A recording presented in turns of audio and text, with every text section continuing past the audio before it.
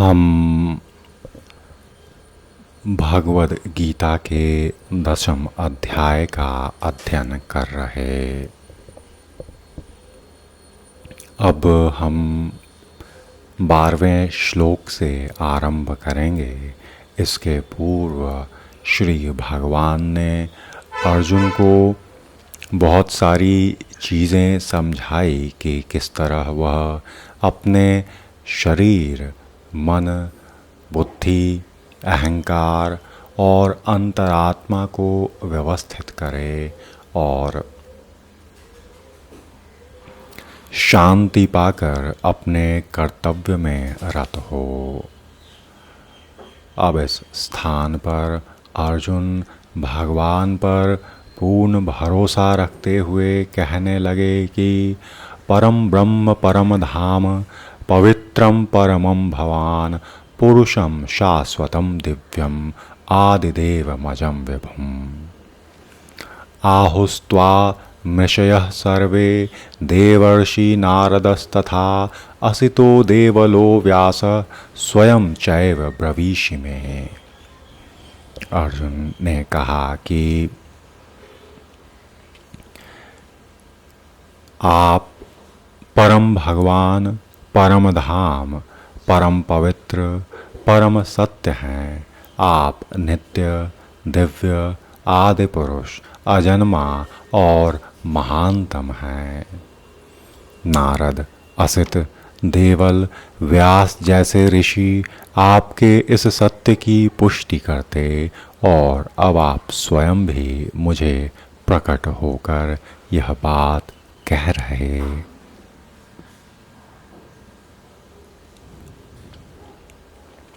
तात्पर्य इन 2 श्लोकों में भगवान आधुनिक दार्शनिक को अवसर प्रदान करते हैं, क्योंकि यहाँ यह स्पष्ट है कि परमेश्वर जीवात्मा से भिन्न है और इस अध्याय के 4 महत्वपूर्ण श्लोकों को सुनकर अर्जुन की सारी शंकाएं जाती रही और उसने श्री कृष्ण को भगवान स्वीकार कर लिया। यह स्वीकारोक्ति उसने तुरंत ही भगवान के वाक्यांश पूर्ण होने पर उसने उद्घोष किया, आप परब्रह्म हैं। और इसके पूर्व श्री कृष्ण कह चुके हैं कि वे प्रत्येक वस्तु और प्रत्येक प्राणी के आदि कारण हैं। प्रत्येक देवता तथा प्रत्येक मनुष्य उन पर ही आश्रित हैं। वे अज्ञानवश अपने को भगवान से परम स्वतंत्र मानते हैं और ऐसा अज्ञान भक्ति करने से पूरी तरह मिट जाता। और भगवान ने पिछले श्लोक में इसकी पूरी व्याख्या भी की है। अब भगवद कृपा से अर्जुन उन्हें परम सत्य रूप में स्वीकार कर रहा है, जो वैदिक आदेशों के सर्वथा अनुरूप है। और ऐसा नहीं है कि परम सखा होने के कारण अर्जुन भगवान श्री कृष्ण की चाटुकारी करते उन्हें परम सत्य भगवान कह रहा। इन 2 श्लोकों में अर्जुन जो भी कहता उसकी पुष्टि वैदिक सत्य द्वारा होती है और वैदिक आदेश इसकी पुष्टि करते हैं कि जो कोई परमेश्वर की भक्ति करता वही उन्हें समझ सकता, अन्य कोई नहीं। इन श्लोकों में अर्जुन द्वारा कहे शब्द वैदिक आदेशों द्वारा पुष्ट होते हैं। केन उपनिषद में कहा गया है, परब्रह्म प्रत्येक वस्तु के आश्रय हैं। और श्री कृष्ण पहले ही कह चुके हैं कि सारी वस्तुएं उन्हीं पर आश्रित हैं।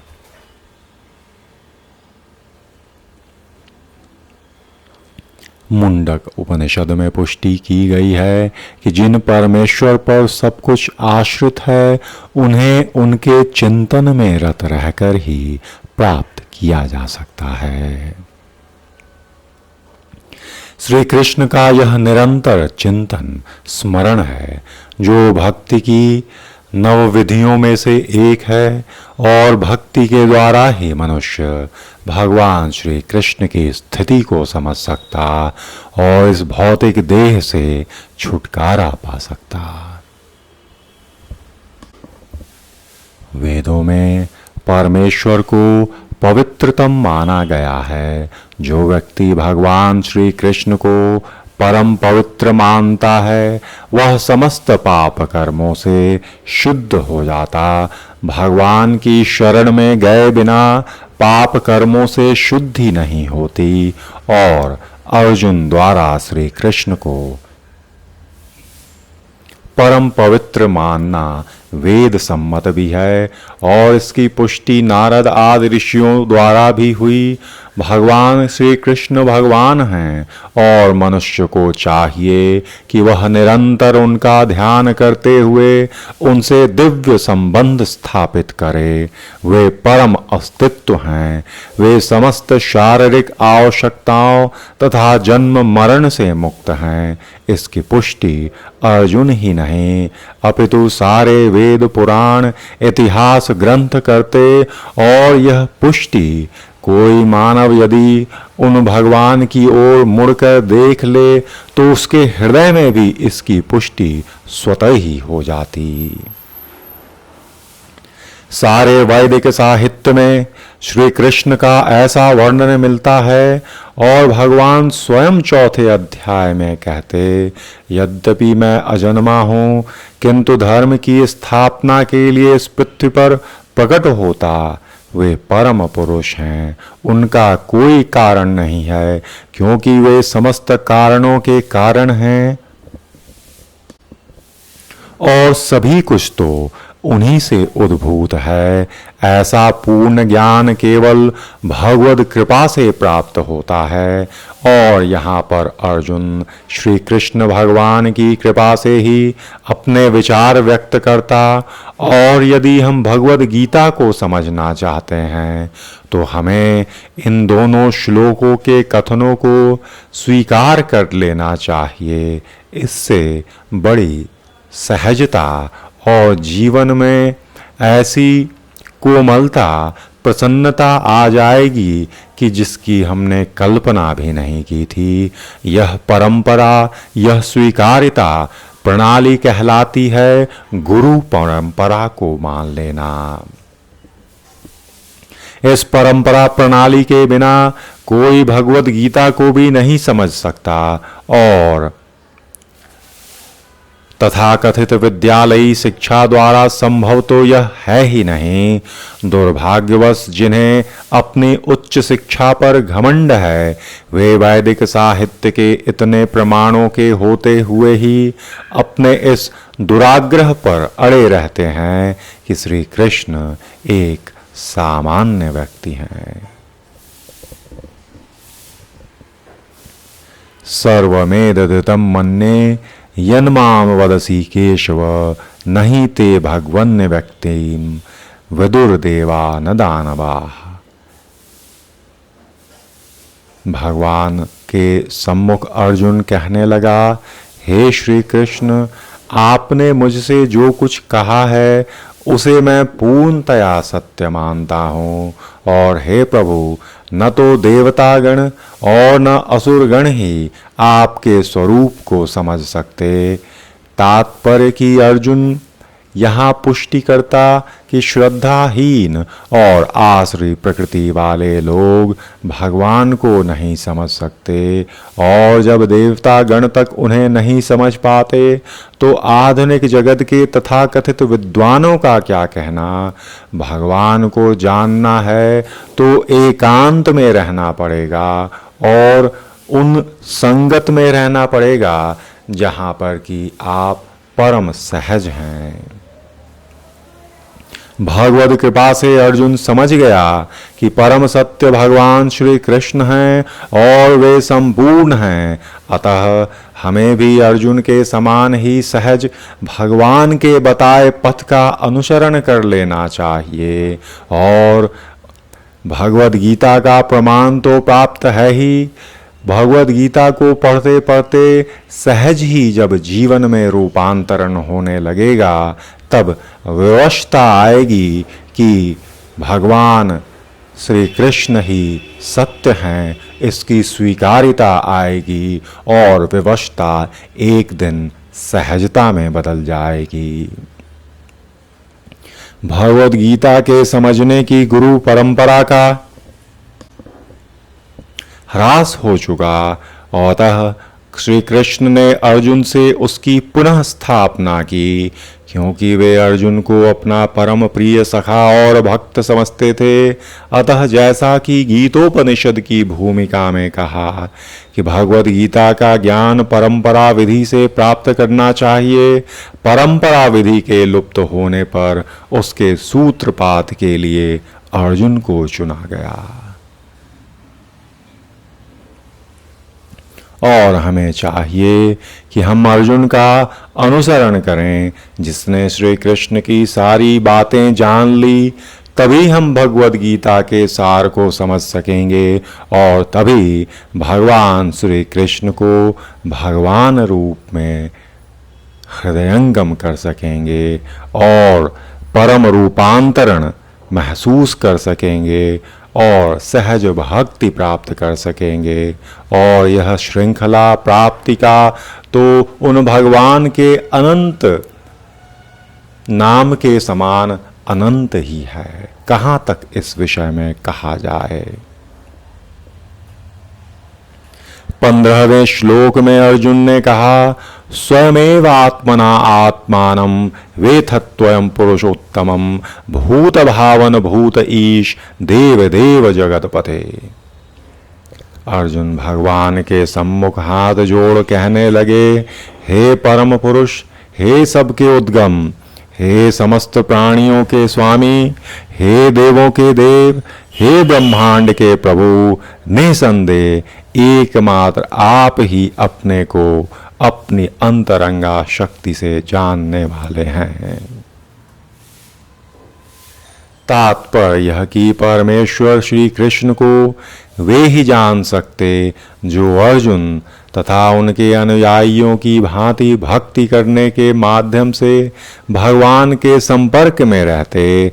आसुरी या नास्तिक प्रकृति वाले लोग भगवान को नहीं जान सकते और ऐसा मनोधर्म जो भगवान से दूर ले जाए परम पातक है। और जो श्री कृष्ण को नहीं जानता उसे भगवद गीता की टीका करने का प्रयत्न भी नहीं करना चाहिए।